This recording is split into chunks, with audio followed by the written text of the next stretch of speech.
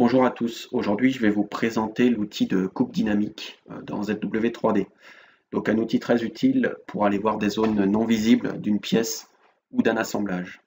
Alors pour cela on va aller dans l'onglet Interroger ici et on va aller choisir l'outil Section. Alors vous avez une nouvelle fenêtre qui s'affiche ici. La première chose qui est demandée c'est de choisir le type de section.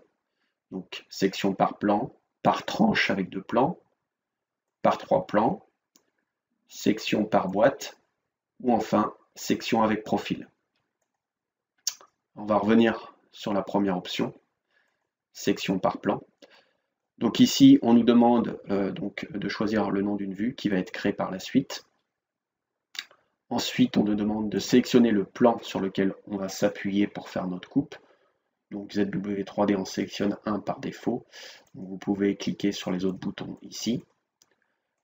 Vous pouvez aller en choisir un directement donc sur le 3D, soit en choisissant un plan que vous avez créé manuellement avec l'outil Origine par exemple, ou bien en sélectionnant toute surface plane de votre objet, d'accord? Celle-là,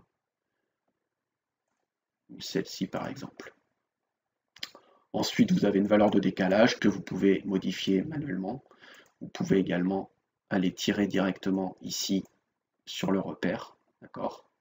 Vous pouvez inverser la direction.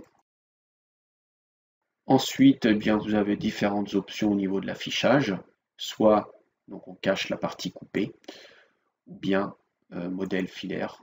Ensuite, des choses pour afficher les interférences, la couleur de la pièce au niveau de la coupe. On peut mettre ou non des hachures, pardon, ici, et puis modifier l'espace entre celles-ci. On peut également modifier l'opacité, etc.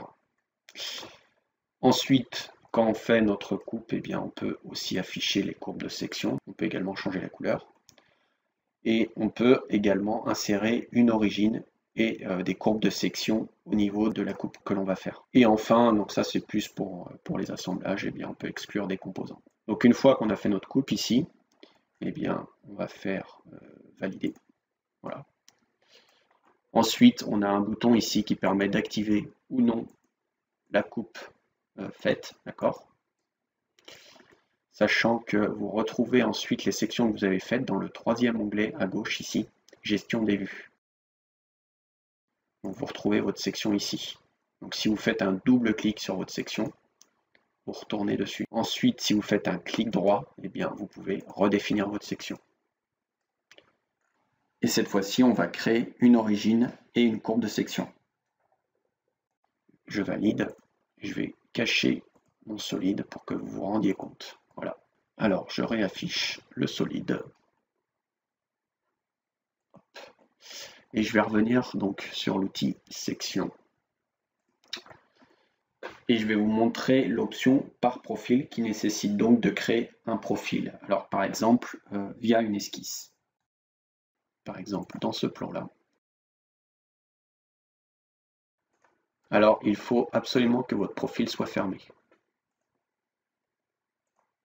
Hop. Voilà. Et puis ensuite, eh bien, on rentre une valeur de début et de fin.